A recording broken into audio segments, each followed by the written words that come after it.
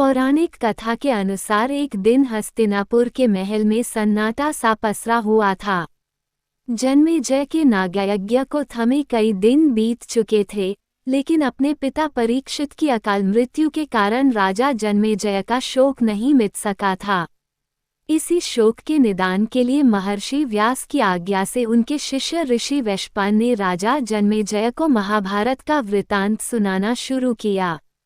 राजन के लिए ये कथा जाननी इसलिए भी जरूरी थी क्योंकि इसमें उनके ही पूर्वजों कौरव और पांडवों की गाथा थी, जो आपस में भाई ही थे। इसके साथ ही वे कुरुकुल के एक ही वंश वृक्ष की दो डालियों पर लगे फल की तरह थे। फिर उनके बीच ऐसा भीषण युद्ध हुआ जो न सिर्फ उनके कुरुवंश के महान योद्धाओं को लील गया बल्कि भारतवर्ष के कई राजवंशों को राजाविहीन कर गया था। महाभारत की यह कथा कुरुकुल के सबसे बड़े सदस्य महात्मा भीष्म तक पहुंची तो उनके महान त्याग की कथा सुनकर राजा जन्मेजय आश्चर्य में पड़ गया। उसने मन ही मन अपने पूर्वज महात्मा भीष्म को प्रणाम किया और फिर उसने बड़े ही विनीत स्वर में कहा, हे ऋषिवर वैशंपायन, कुरुकुल शिरोमणि भीष्म की भीषण प्रतिज्ञा के बाद क्या हुआ? हस्तिनापुर की वंशावली कैसे आगे बढ़ी और इस महान राज्य के सिंहासन पर कौन बैठाया गया? ये सुनकर ऋषि वैशंपायन बोले, हे भारत जन्मेजय, आपने अच्छा प्रश्न किया है। अब मैं आपके ही प्रश्न के अनुसार कथा को आगे बढ़ाता हूँ। फिर अपने गुरु महर्षि वेदव्यास को प्रणाम कर वैशंपायन ऋषि ने कहना शुरू किया, महाराज जन्मेजय, देवी सत्यवती से दाशराज धीवर की शर्त और भीष्म प्रतिज्ञा के बाद महाराज शांतनु उन्हें विवाह कर राजधानी ले आए। हस्तिनापुर के राज सिंहासन पर देवी सत्यवती राजमहिषी होकर महाराज शांतनु के बाईं ओर बैठीं। पृथ्वी पर इंद्र के समान भूषण राजा शांतनु ने कई वर्षों तक सुचारू रूप से राज्य किया। प्रजा प्रसन्न थी। उसकी नज़र में हस्तिनापुर अब चहुओर से सुरक्षित था। भीतरी और बाहरी दोनों तरह के शत्रु पराजित थे। राज्य का वर्तमान सुदृढ़ हाथों में था और भविष्य की भी चिंता नहीं रह गई थी। देवव्रत भीष्म को जो इच्छा मृत्यु का वरदान मिला था, तो प्रजा ऐसा समझती थी ये तो उसका ही रक्षा कवच है, क्योंकि जब तक भीष्म है न्याय बना रहेगा। उन्होंने सिंहासन पर बैठने वाले हर व्यक्ति में पिता महाराज शांतनु की छवि देखने की सौगंध ली है, तो वह इस राज्य का रक्षण हमेशा पुत्र की ही तरह करते रहेंगे। वैशंपायन जी ने कहा, एक तरह से समझो प्रजा स्वार्थी ही हो गई। एक तरफ वह भीष्म के विवाह न करने और ब्रह्मचर्य अपनाने को लेकर सहानुभूति तो रखती थी, इसीलिए उनका सम्मान भी करती थी, लेकिन अंदर ही अंदर प्रजा को अपने लिए जीवन भर आठों प्रहर का एक रक्षक मिल गया था, जो हस्तिनापुर की ओर आने वाली हर बाधा के आगे खड़ा था। लेकिन महाराज जन्मेजय, संकट हमेशा से सेना और शत्रु के रूप में तो नहीं आता। जब काल ही शत्रु बन जाए तो मनुष्य क्या करे, इस पर उसका कोई वश नहीं है। जन्मेजय बोले, तो क्या हस्तिनापुर पर फिर कोई संकट आया? वैशंपायन जी बोले, नहीं राजन, लेकिन कथा सुनते हुए आप खुद इसे समझने का प्रयास करें। महाराज शांतनु सत्यवती से विवाह कर सुखपूर्वक जीवन बिताने लगे।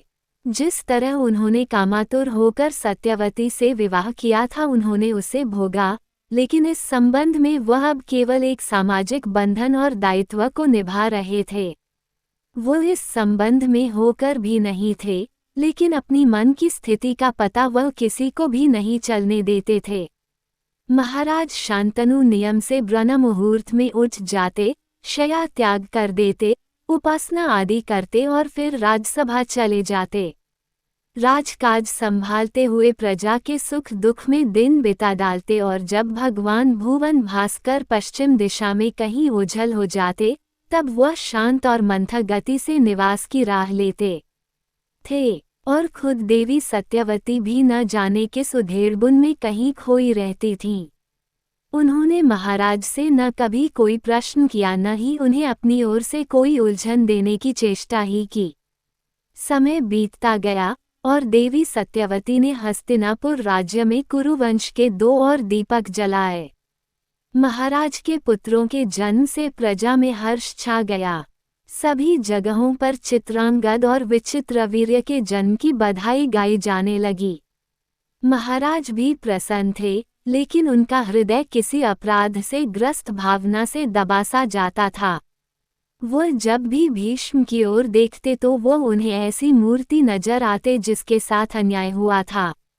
भीष्म जब उन्हें प्रणाम करते तो शांतनु आशीर्वाद के लिए हाथ तो उठा देते, लेकिन वह भी जानते थे कि इस महात्मा के आगे उनके सारे आशीष छोटे पड़ चुके हैं।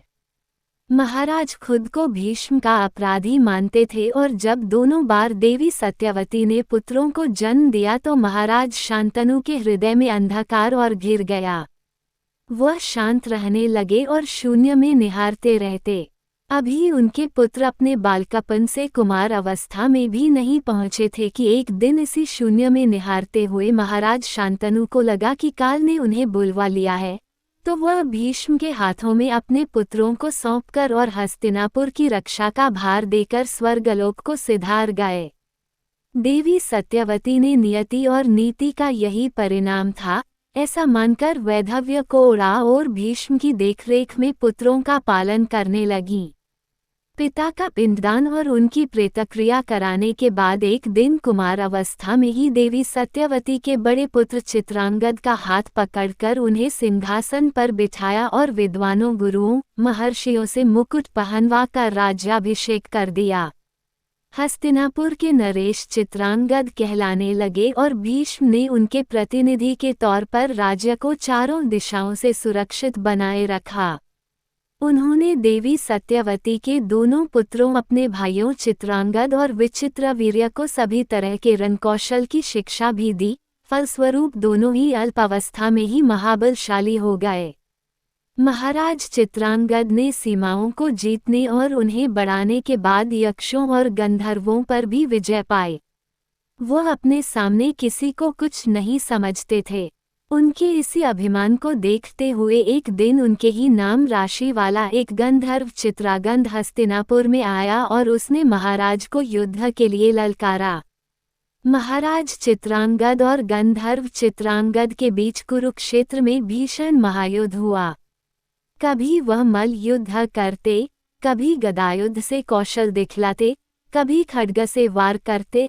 धनुर्विद्या के तो कितने ही कौशल दोनों के बीच हुआ।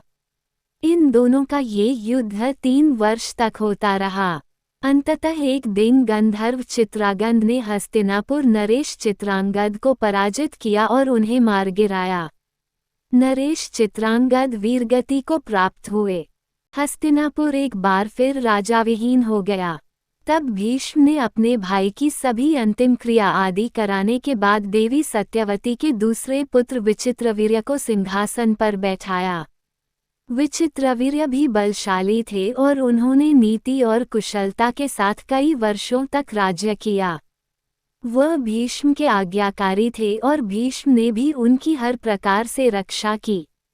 इस तरह कई दिन बीतने पर भीष्म ने ये जाना कि अब कुमार विचित्रवीर्य युवावस्था में प्रवेश कर चुके हैं, इसलिए उनका विवाह किया जाना चाहिए।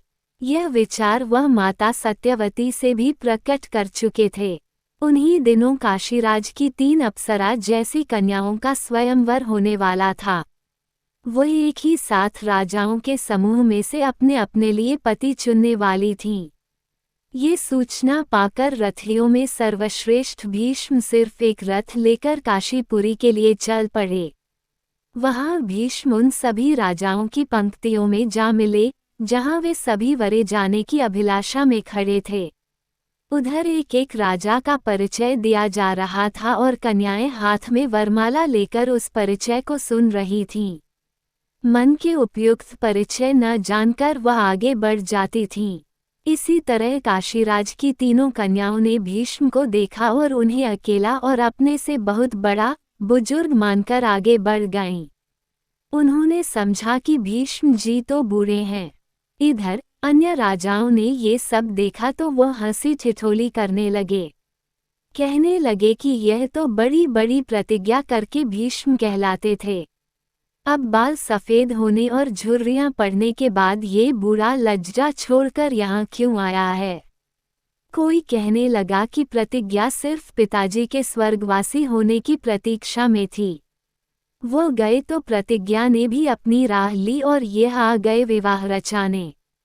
ये सब देख सुनकर कुरुकुल भूषण भीष्म को रोष आ गया। तब उन्होंने आगे बढ़कर सभी राजसमाज को जीतकर तीनों ही कन्याओं को रथ पर चढ़ा लिया और गरज कर बोले, सभी भूपालों सुनो। विद्वानों ने कन्या को यथाशक्ति आभूषणों से अलंकृत करके गणमान्य वर को बुलाकर उसे कुछ धन देने के साथ ही कन्यादान करना उत्तम बताया है। कुछ लोग एक जोड़ा गाय और बैल देकर कन्यादान करते हैं, यह आर्ष विवाह है। कई लोग निश्चित धन लेकर कन्यादान करते हैं, यह आसुर विवाह है। कुछ लोग बलपूर्वक कन्या का हरण करके विवाह करते हैं, ये राक्षस विवाह है। कुछ लोग वर और कन्या की परस्पर सहमति होने पर विवाह करते हैं, ये गंधर्व विवाह है। कुछ लोग अचेत अवस्था में पड़ी कन्या को उठा ले जाते हैं, जो कि पिशाच विवाह है। कुछ लोग वर और कन्या को एकत्र करके उनसे संकल्प कराते हैं कि वो दोनों गृहस्थ धर्म का पालन करेंगे। फिर कन्या का पिता दोनों की पूजा करके अलंकारयुक्त कन्या को वर के लिए दान करता है। यह प्रजापत्य विवाह है। कुछ लोग आर्ष विधि यानी यज्ञ करके ऋत्विज ऋषियों को कन्या दान देते हैं। इस प्रकार विवाहित होने वाले पत्नी प्राप्त करते हैं। इस तरह विद्वानों ने इसे विवाह का 8वां प्रकार माना है। क्षत्रिय स्वयंवर की प्रशंसा करते हैं और उसमें जाते हैं, लेकिन उसमें भी समस्त राजाओं को परास्त करके जिस कन्या का अपहरण किया जाता है, धर्मवादी विद्वान क्षत्रिय के लिए इसे भी श्रेष्ठ मानते हैं। इसलिए यहाँ उपस्थित सभी राजाओं सुनो, मैं इन कन्याओं को यहाँ से बलपूर्वक हर ले जा रहा हूँ। तुम लोग अपनी समस्त शक्ति लगाकर विजय या पराजय के लिए मुझे रोकने का प्रयास करो। ऐसा कहकर भीष्म अपने रथ पर चढ़े और काशी से जाने लगे। तब सभी राजा खुद को अपमानित मानते हुए और भीष्म के वचनों का उत्तर देने के लिए एक साथ मिलकर उनके विरुद्ध आ डटे। इस तरह काशी का वह मार्ग युद्धभूमि की तरह बन गया। सभी ने अपने अपने आभूषण उतार फेंके और जल्दी जल्दी कवच पहनने लगे। कितनों के आभूषण टूट टूट कर बिखरने लगे। ऐसा लगता था कि आसमान से तारे टूटकर गिर पड़ते हों। इस तरह कुछ कवच पहने कुछ नहीं पहने सारा राज समाज अपने अपने रथों में चढ़ता हुआ भीष्म के पीछे दौड़ा। वैशंपायन जी बोले, महाराज जन्मेजय, जब राजाओं ने भीष्म जी को पीछे से ललकारा तो कुरुकुल के वीर भीष्म रुके। राजाओं के समाज ने उन पर आक्रमण कर दिया। इस तरह अब वहां भीषण संग्राम छिड़ गया। भीष्म अकेले थे और सारा राज समाज एक साथ। फिर भी भीष्म के बाणों का वह उत्तर नहीं दे पाते थे।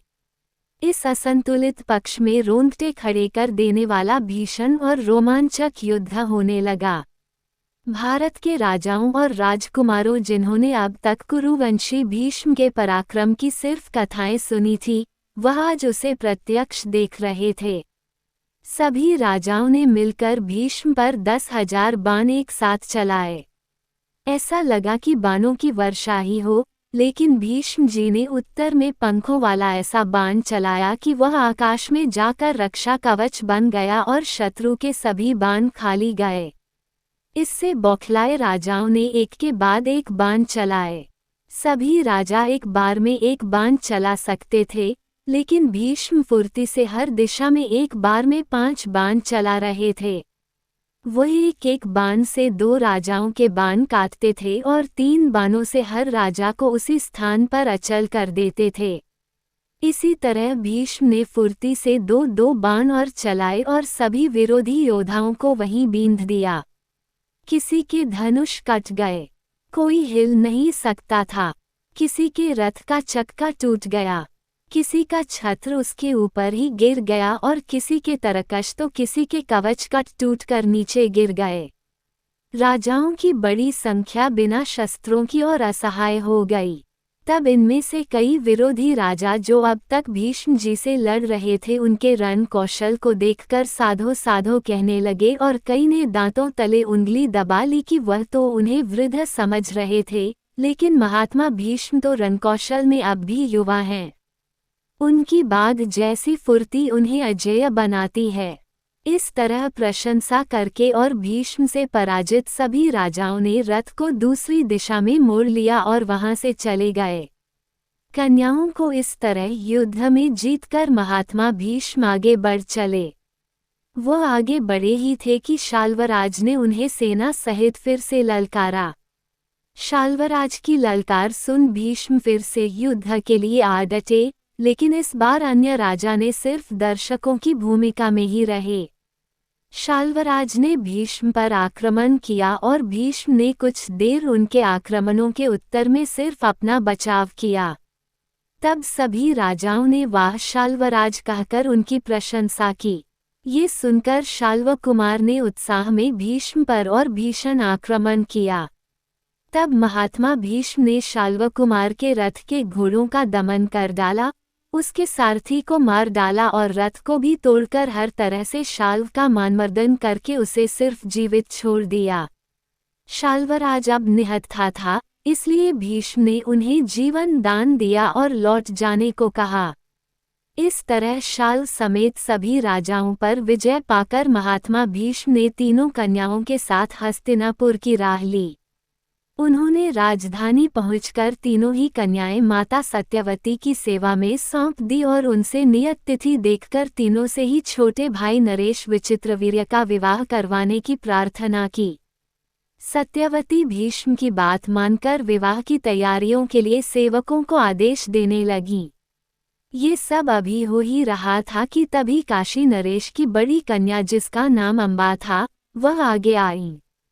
उसने सुना कि देवव्रत भीष्म अपने छोटे भाई विचित्रवीर्य से उसका विवाह करेंगे तो वह साध्वी सत्यवती की ओर देखकर भीष्म से बोली, हे धर्मात्मा, मैंने पहले से ही मन सौभ नामक विमान के अधिपति राजा शाल्व को पति के रूप में वरण कर लिया था। उन्होंने भी पूर्वकाल में मेरा वरण किया था। मैं स्वयंवर में भी उन्हें ही चुनने वाली थी और इसमें मेरे ही पिता की भी सम्मति थी। पिताजी की इच्छा थी कि मेरा विवाह शाल्व के साथ हो। हे धर्मज्ञ, इन सभी बातों को सोच समझकर जो धर्म कहे वैसा ही कीजिए। उस कन्या जब ये बात ब्राह्मण मंडली के बीच कही तो इसे सुनकर भीष्म ने सत्यवती की ओर देखकर और विचार करके कहा, माता, फिर तो इसका विवाह हस्तिनापुर नरेश के साथ नहीं हो सकता है। ऐसा कहकर भीष्म ने सम्मान सहित अम्बा को उसी समय शाल्व के यहाँ जाने की अनुमति दे दी। इसके बाद भीष्म ने उसकी दो छोटी बहनों जिनका नाम अंबिका और अम्बालिका था, शास्त्रविधि से उनका विवाह महाराज विचित्रवीर्य से कर दिया। दोनों कन्याओं ने महाराज से विवाह किया और जब देखा कि उन्हें उनके अनुरूप ही सुंदर और यौवन से परिपूर्ण कुमार महाराज पति रूप में मिले हैं तो दोनों बहुत प्रसन्न हुईं। विचित्रवीर्य का रूप अश्विनी कुमारों के समान था। वह पराक्रमी थे, रण में कुशल थे, युद्ध में शत्रुओं को जीत लेने और एकांत में प्रेम में स्त्रियों को मोहित कर लेने की शक्ति रखते थे। इस तरह रति जैसी दो सुंदर 16 वर्ष की कन्याओं को पत्नी रूप में पाकर महाराज विचित्रवीर्य आनंद से भर गए। वो यौवन की हर परिभाषा से संपन्न थीं और प्रेम में भी माहिर थीं। उन पत्नियों के साथ महाराज ने 7 वर्ष तक प्रेम विहार किया। वह संयम भूल गई और असंयम के कारण वह राज्यक्ष रोग के शिकार हो गए। उनका समय रहते बहुत उपचार किया गया, लेकिन कोई लाभ नहीं हुआ और इस तरह महाराज विचित्रवीर्य बिना संतान उत्पन्न किए और अपनी 2 पत्नियों को विधवा कर मृत्यु को प्राप्त हो गए। राजमहल में युवा महारानियों का विलाप गूंज उठा। देवी सत्यवती और महात्मा भीष्म शोक में डूब गए। हस्तिनापुर में एक बार फिर अंधकार छा गया। तो मित्रों, हमारी आज की यह कहानी कैसी लगी कमेंट में जय श्री कृष्ण जरूर लिखें। धन्यवाद मित्रों।